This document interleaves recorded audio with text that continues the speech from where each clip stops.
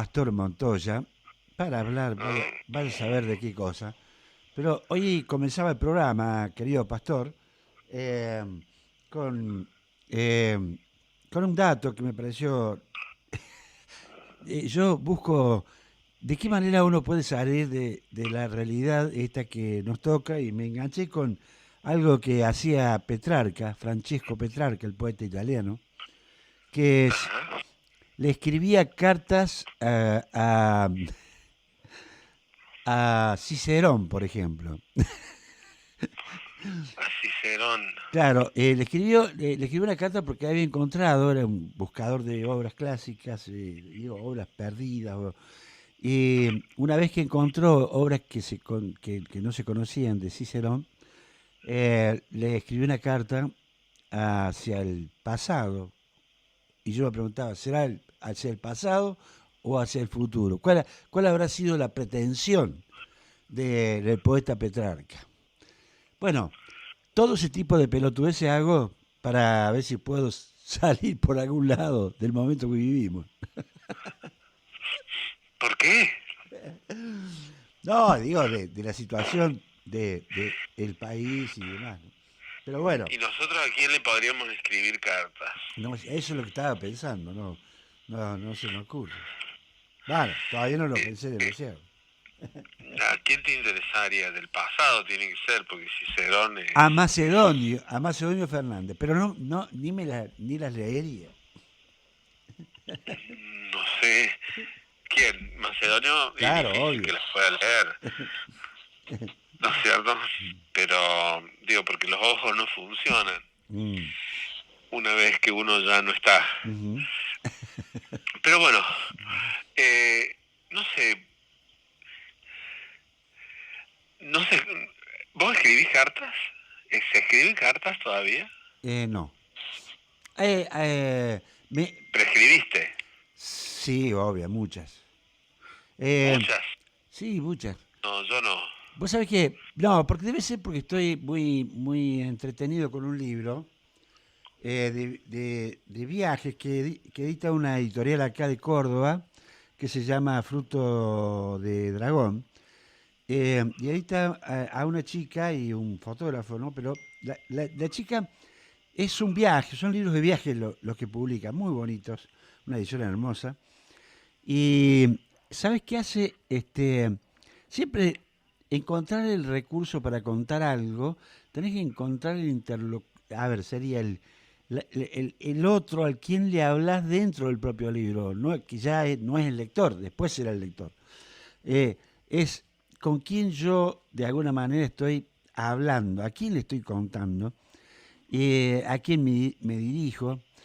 Y esta mujer, con un recurso muy sencillo, contó en todo este viaje que viene de la provincia de Buenos Aires, creo que de allí pasa por Córdoba, va hacia el norte, de ahí va a los Andes, de ahí hasta terminar en Atacama, ¿no? En el desierto y en San Pedro de Atacama. Y el recurso es, que me pareció tan simple y tan maravilloso, es una carta a una amiga. Pasa por acá por el Museo de Arte Religioso, que tiene unos datos ahí, que saca unos datos extraordinarios. Pues sabe que están en las cameritas ahí en ese museo unos 30 poemas de tal vez las primeras mujeres que escribieron poesía en el, en el mundo post-descubrimiento. Estarían ahí, digamos, que son monjas o gente que estaba en esa etapa de transición en la vida. Eh, bueno, y así va descubriendo una mirada muy que se deja sorprender distintos paisajes hacia el destino final que es Atacama, ¿no? Pero el recurso me pareció decir, querida Laura, y ahí empieza a contar. Ah, Es una pero Laura carta. no es la monja, No, no, no, no no. es la monja Ese es un poetisa. detalle, un dato que encuentra ella, que yo no sabía que estaban ahí, ya voy a averiguar, que son 38 poemas de ahí, de la parte de clausura, el convento de clausura, no sé cómo se llamaba, de, que están en el Museo de Arte Religioso Tejeda. Vos lo conocés, ¿no? ¿Al museo? Nunca has ido. Creo que he entrado, sí. ¿Eh? Sí, sí he entrado, Es pero maravilloso el museo ese, ¿eh? Vale la pena recorrerlo. Es muy lindo. tampoco me acuerdo de haber visto ningún poema. No, no, por eso yo lo recorrí un par de veces, pero tampoco sabía. Hay un misal, parece, y ahí están. Oye, hay que tener un buen guía. Y yo el día que entré con alguna guía tenía un concepto moral de la historia y ¿No te gustó? no me gustó para nada. ¿Por, por Religioso, qué ¿viste? moral? No, religioso más que nada. Eh, y me pareció patética la pobre chica porque eh, me parece que sabía muy poco.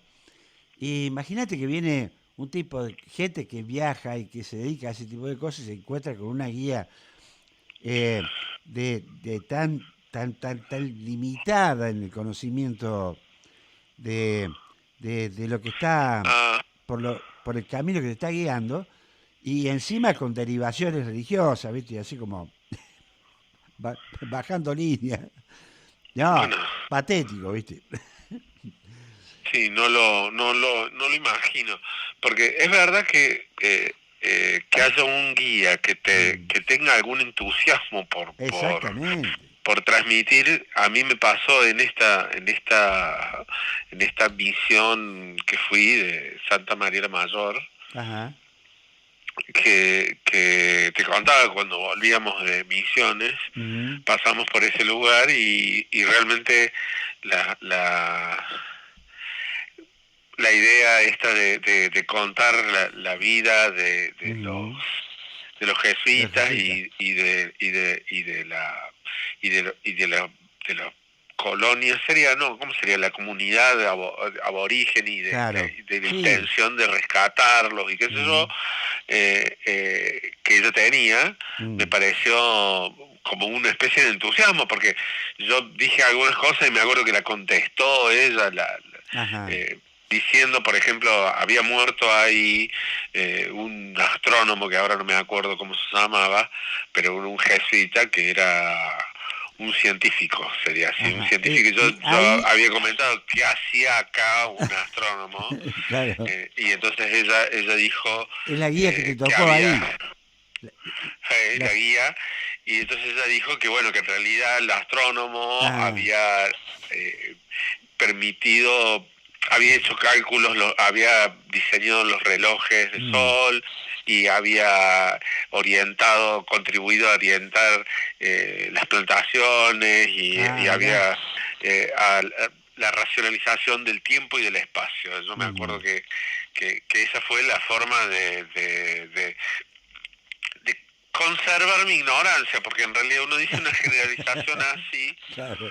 que no sabe muy bien qué quiere decir, Ujú, pero que es, pero que más o menos podría encajar en todas las cosas que ellos te dicen, que ujú, en realidad tampoco uno es que sepa tanto o se pueda saber tanto, pero bueno, mm, eh, eh, de todas maneras sí vi esta historia, aprecié positivamente lo que uno a veces siente que no valdría la pena, lo de los claro. guías, y no es verdad. No, no es verdad. Eh, Sí, vale la sería pena. bueno que, no conozco el caso este del museo Bueno, religioso, eso te digo, está hace, tan cerquita que deberíamos sí, poder ir y ver de qué se tratan estos poemas, no estaría mal no estaría tampoco, mal. ¿no? Claro, sí, sí, o sea, me despertó la curiosidad, yo no tenía ni...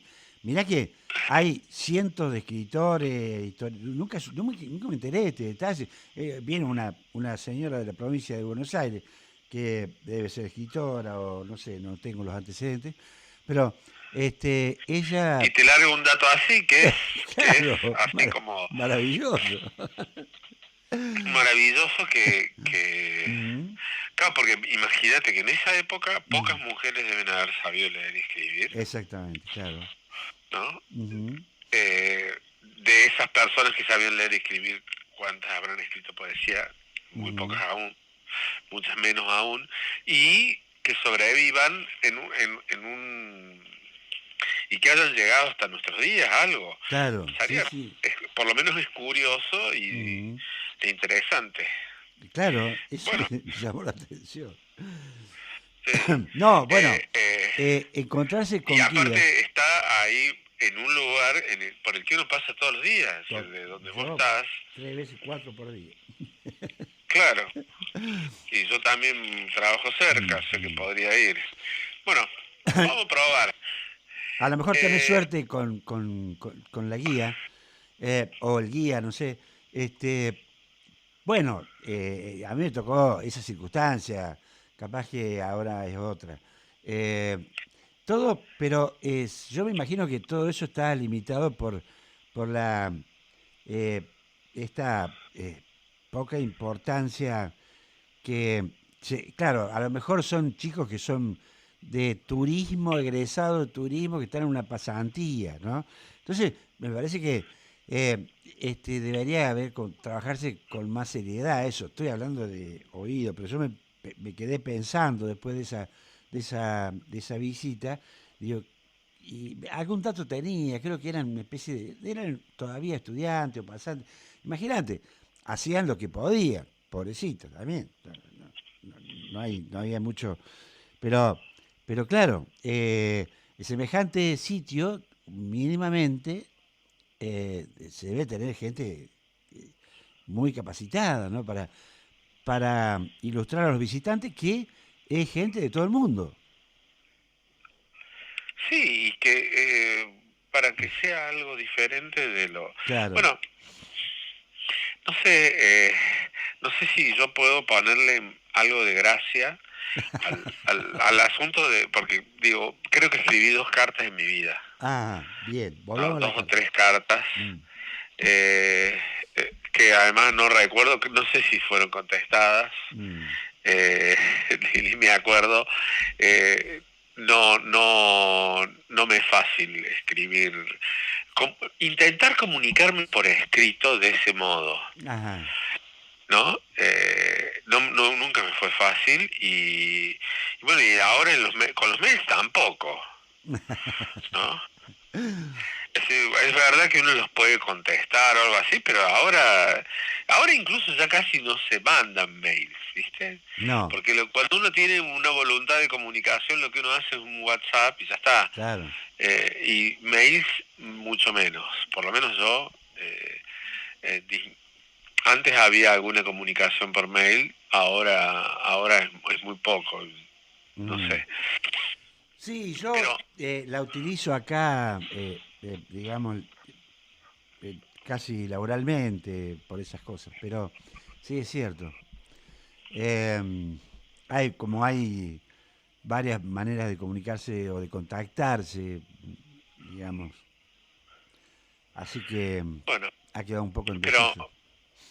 pero pero ¿qué podemos hablar ahora nosotros?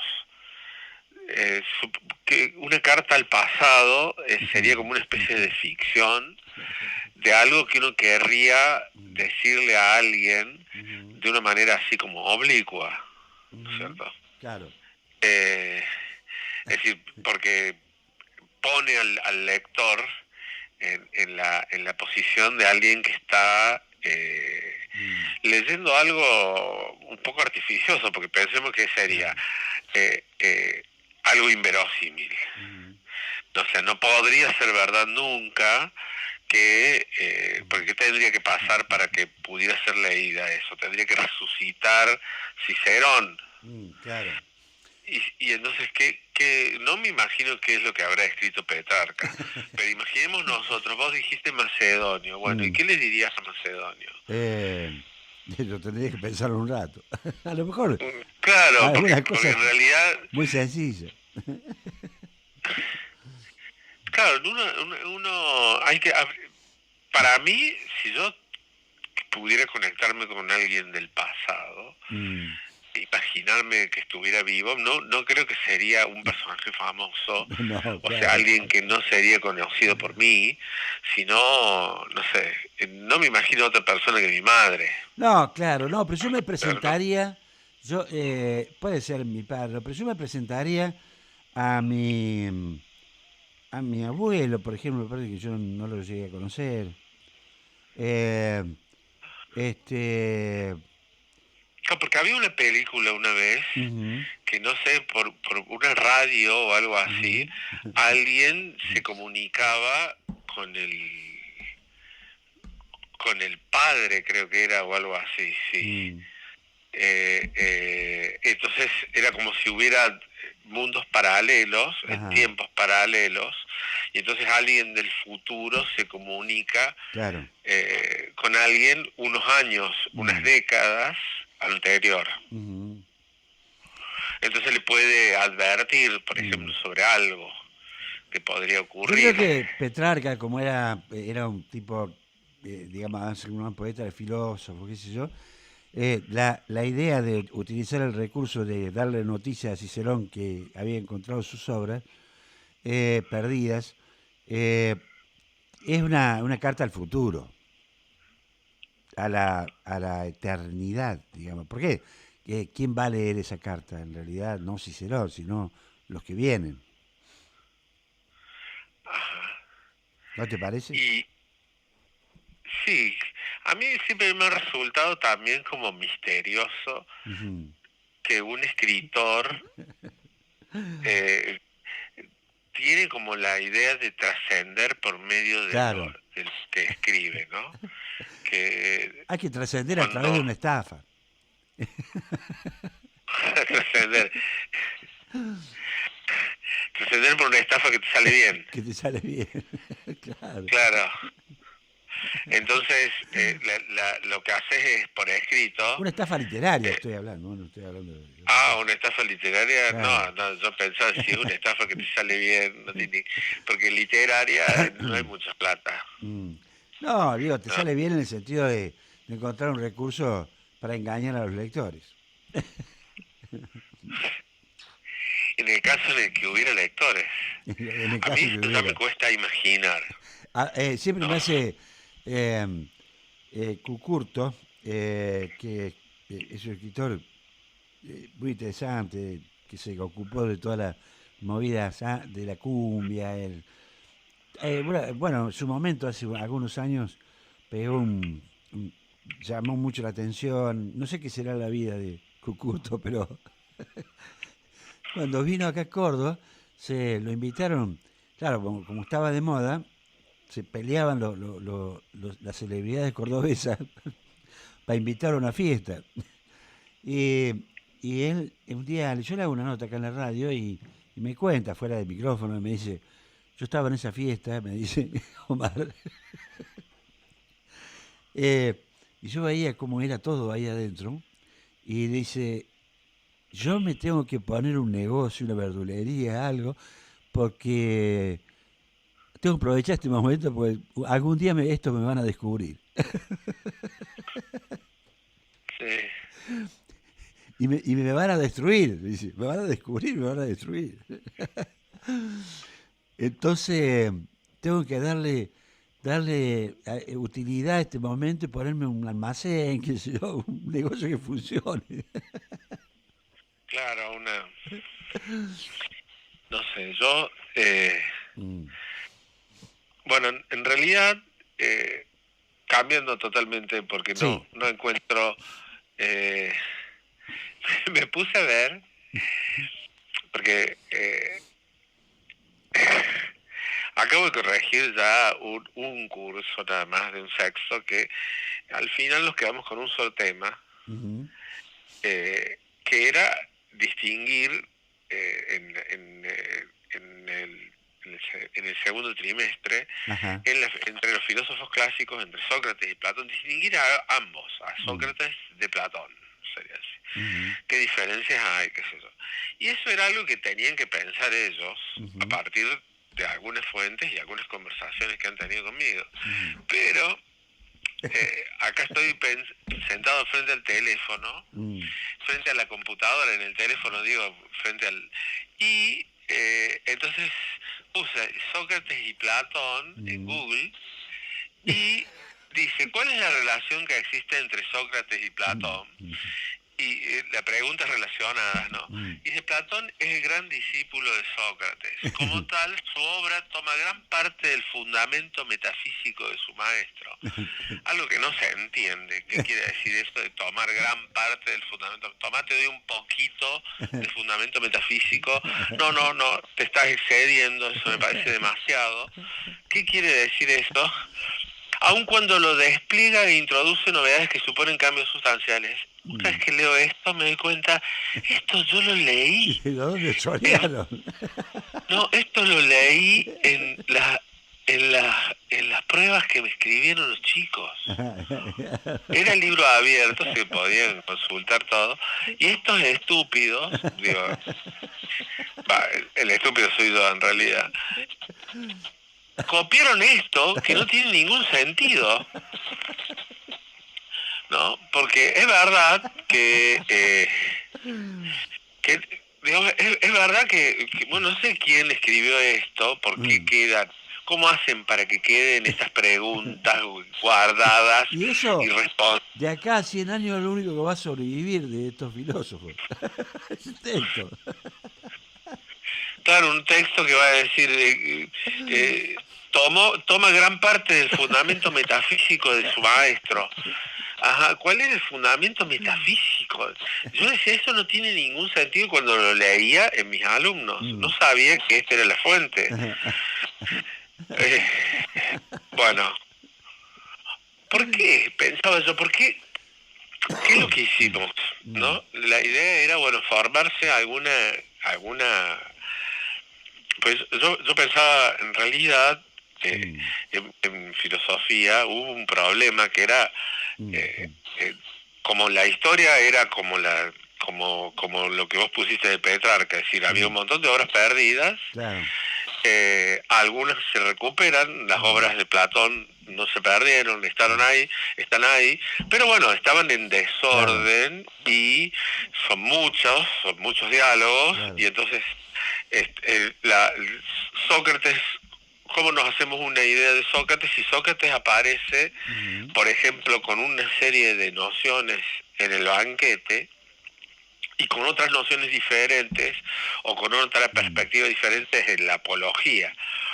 Entonces, recién se pudo hacer una especie de separación entre lo que cabría entender como el Sócrates según Platón, el Sócrates cuando se pudieron clasificar las obras según si eran obras de juventud, de madurez o de vejez de Platón.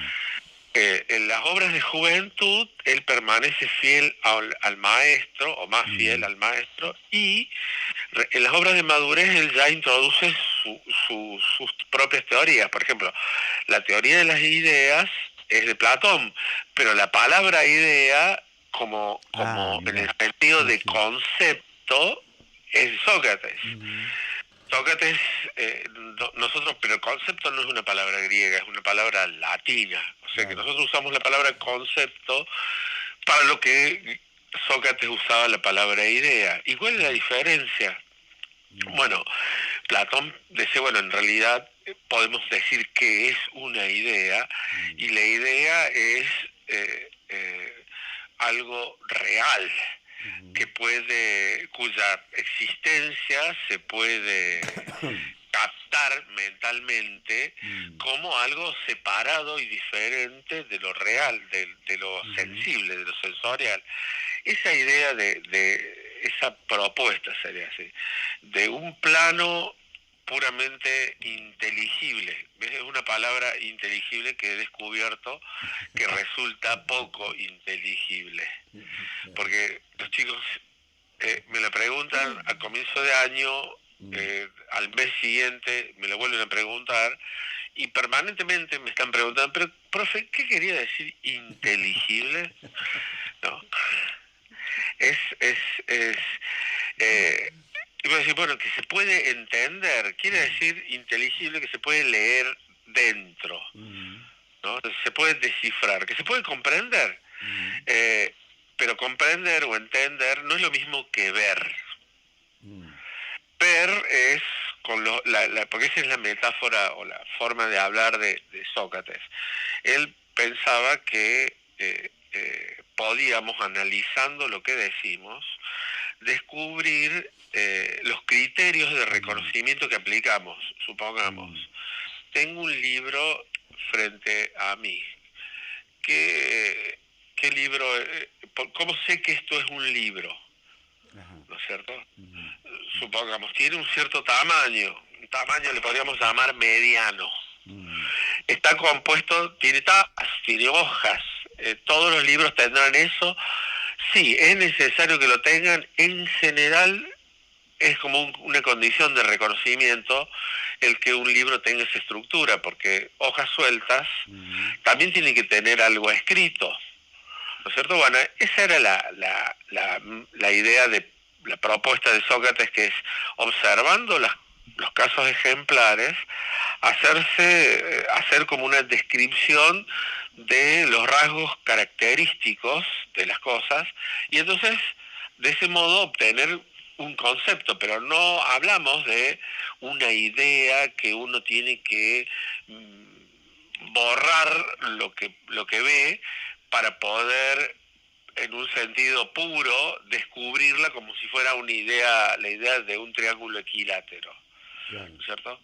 La idea de un triángulo equilátero vos no la podés ver directamente. O sea, vos podés hacer un dibujo y pensar en el triángulo equilátero con el soporte o con la ayuda de un dibujo, pero el dibujo es una representación defectuosa que es simplemente un auxilio para la imaginación, pero en realidad las características de un triángulo equilátero simplemente están esquematizadas en el dibujo, y no son, porque los triángulos equiláteros son figuras perfectas que no existen en la realidad.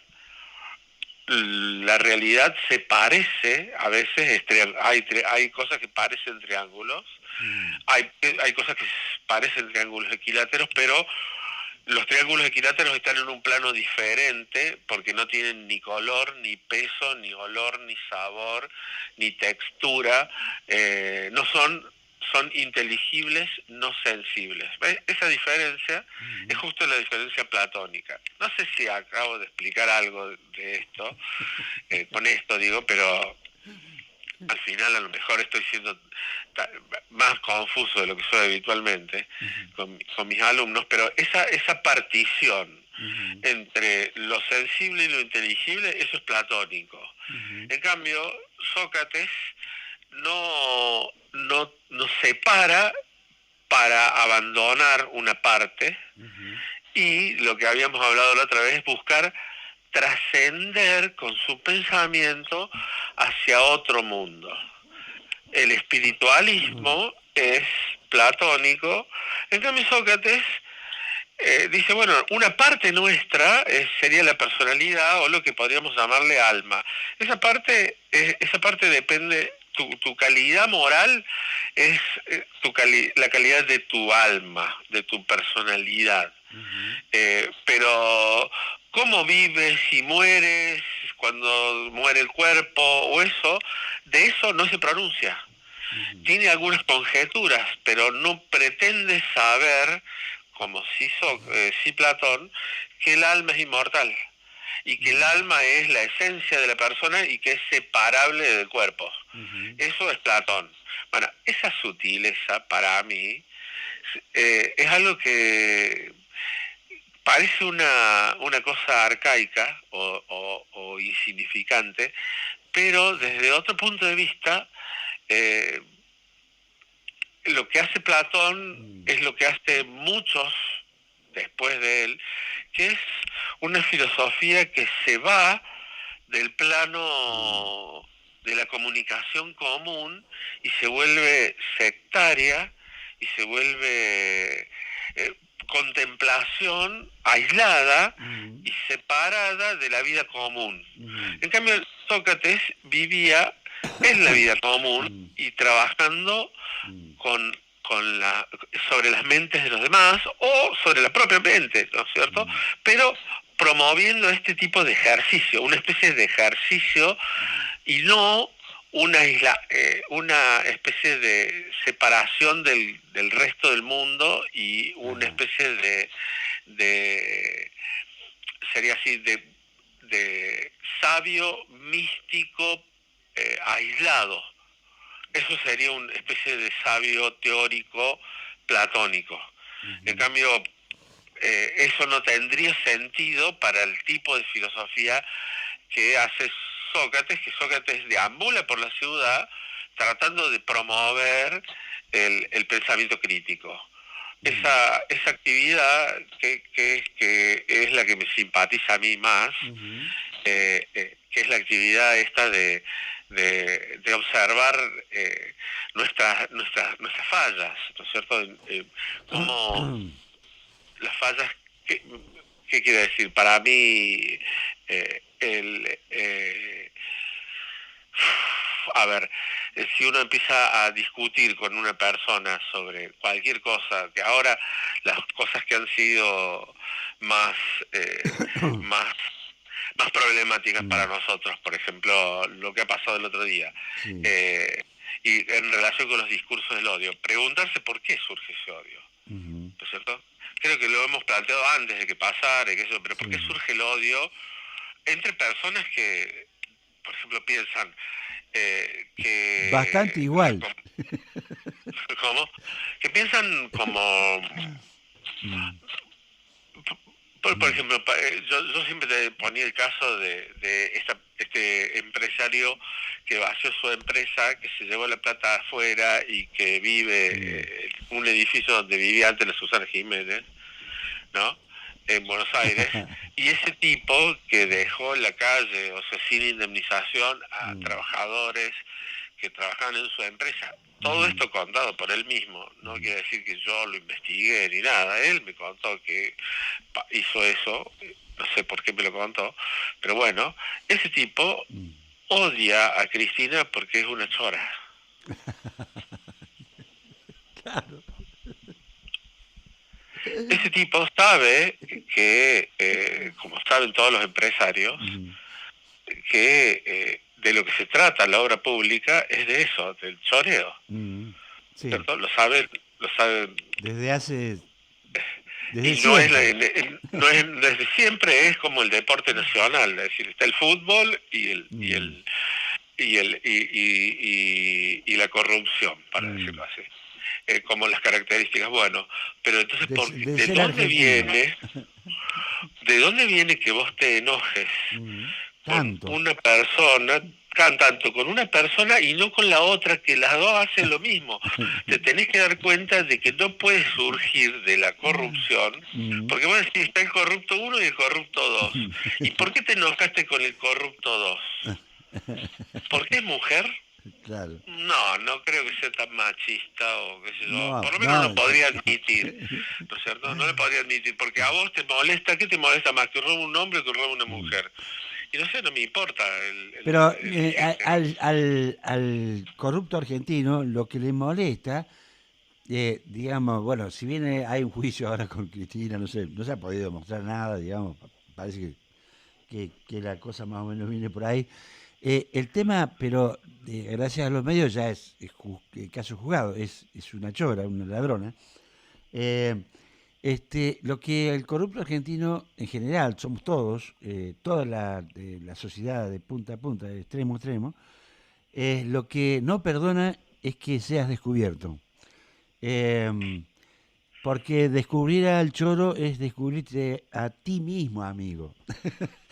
El- No, no sabes qué, yo no haría primero no haría esa generalización, pero por otro lado, en realidad es como, porque yo estaba bueno, vos con sos un algunos amigos que filósofo, qué no sé yo. están, Yo soy no periodista. son tan odiantes. Yo creo que en realidad lo que odian estas personas es que es Es una que, persona de otra que clase social. descubran a un corrupto importante, sería.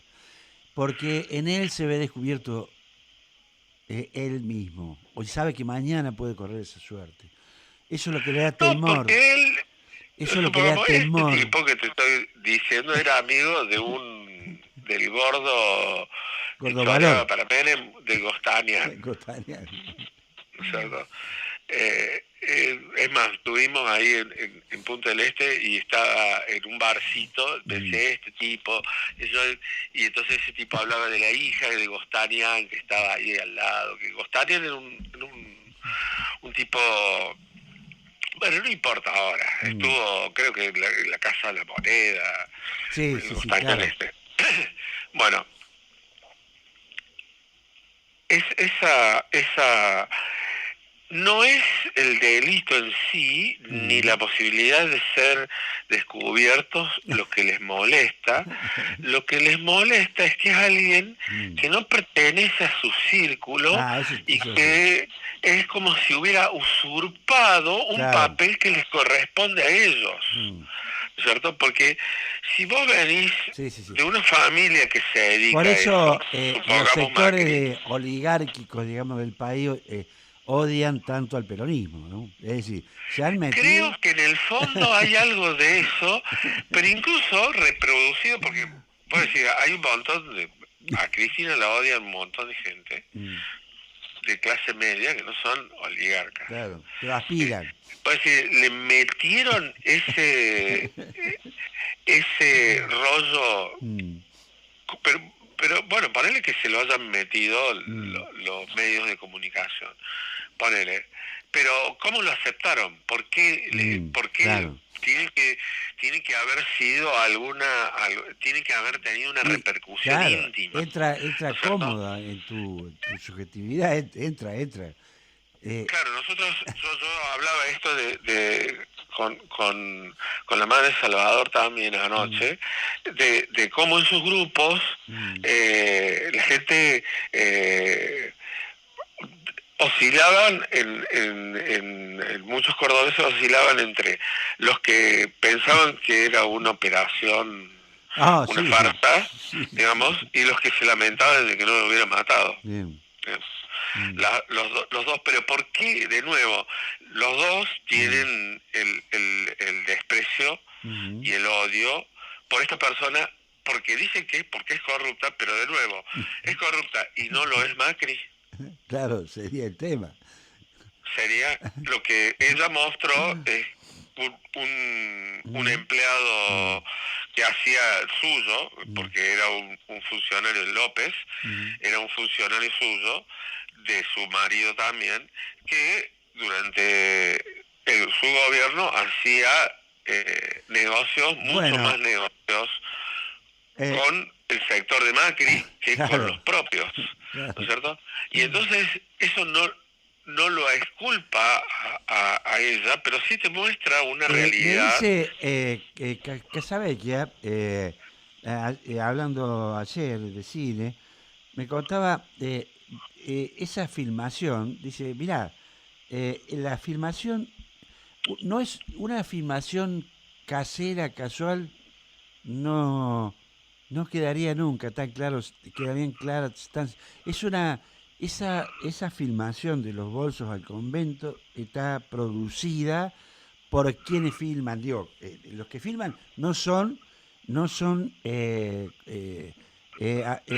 las cámaras inertes. no, es gente Esa- preparada para me lo explicaba, que no sabía traducírtelo ahora, pero eh, dice, eso no hay manera de hacerlo eh, con cámaras convencionales, de cómo la escena estaba filmada. Es una escena filmada. no con cámaras fijas que Claro, capturan no. sí, es posible, Ujú, es llamativo, pero lo que Cristina también dijo es ese dinero ujú. es un dinero cuyo origen no se buscaba porque no se busca, bueno, No- pero lo que eh, ella estaba diciendo es que la corrupción es mm, una cosa sistémica, que es lo que a nadie quiere aceptar, ujú. que además que sería, en el caso este de Cristina, lo que estamos viendo es decir, sí, se va a juzgar a alguien, se le llama justicia que al castigo, pero al castigo parcial, porque el castigo es a una persona, a un sector. Y un amigo mío me decía, bueno, pero si ahora está haciendo un juicio a unos, que los declaren y después que hagan el juicio a los otros. Le digo, no, a los otros no hagan ningún juicio, pero además, si uno tiene un sentido de justicia, la justicia tiene que ser imparcial. Claro. ¿De dónde vas a conseguir vos acá juristas imparciales? Acá la idea de la gente pasa como ininteligible e inteligible, parcial, imparcial. La gente se confunde, dice parcial o imparcial equivocadamente, muchas veces igual que ininteligible e inteligible, o sea, que no se puede comprender y que se puede comprender. O sea, es como decir fiel o infiel. ¿Cierto? Confundirte la fidelidad e infidelidad no es una cosa trivial, sería así. Pero ¿por qué se la confunden? Y porque en realidad no tiene ningún significado para ellos. Es como mis alumnos que copian una definición y en lugar de no atiende a las formas ponen no entiende las formas. La lógica no entiende la forma. Sí, son ternuras. Cambian, son un par de letras. Atiende al contenido no atiende al contenido, no entiende el contenido. Sí, el que no entiende el contenido somos. Pastor, bueno, con esto cortémosla, vos tenés razón. Lo que quiero decir es la angustia que realmente provoca el vacío de justicia, porque pueden absolverla o pueden condenarla. Lo que no puede haber aquí es justicia, porque no hay quien juzgue y no hay quien acuse legítimamente. Esta mañana el alegato de la defensa de uno de los imputados, que estuvo 6 meses, Garro se llama, que estuvo en Obras Públicas en Santa Cruz, los tipos demostraron fehacientes del alegato que el fiscal no había leído el expediente. Lo acusa por obras que no son de Lázaro Bárbara, la hizo otra empresa, que no se hicieron bajo el periodo de este tipo. Decía, señor fiscal, usted no ha leído el expediente. Eso está todo en el expediente. Es que no les importa, porque eso los únicos que lo van a decir son los de Página 12. Página 12 lo leen solamente lo que ya piensan 4.000 de un cierto modo, y los que piensan de otro modo leen otras cosas o no leen, y entonces va a ocurrir lo que vaya a ocurrir, no tiene que ver con los argumentos. No, claro. Ese es el asunto mío, pero que llega hasta los intelectuales de CONICET, ¿cierto? Sí, totalmente. Es decir, piensan. He escuchado algunas. Alguien me decía cosas como, no, pero conoce mucho del derecho. Supongamos para hablar de alguno de la corte. Conoce mucho. Pues es como un tipo que tira la bomba de Hiroshima y uno dice, no, pero es un excelente piloto de avión. No sabés lo bien que conduce aviones. Si no, el tipo no podía llegar ahí. ¿Entendés? Si no hubiera podido llegar ahí. Pastor, te tengo que dejar. Exactamente. Pero bueno, muy divertido. No nos salió tan bien lo de la carta al pasado, pero no, podemos pensarla para la próxima. Pero por lo menos funcionó como un disparador hacia cualquier lado. Sí, más bien como un estallido. Bueno. Un abrazo. Un abrazo. Nos vemos. Chao. Bueno, hemos estado con el licenciado Pastor Montoya.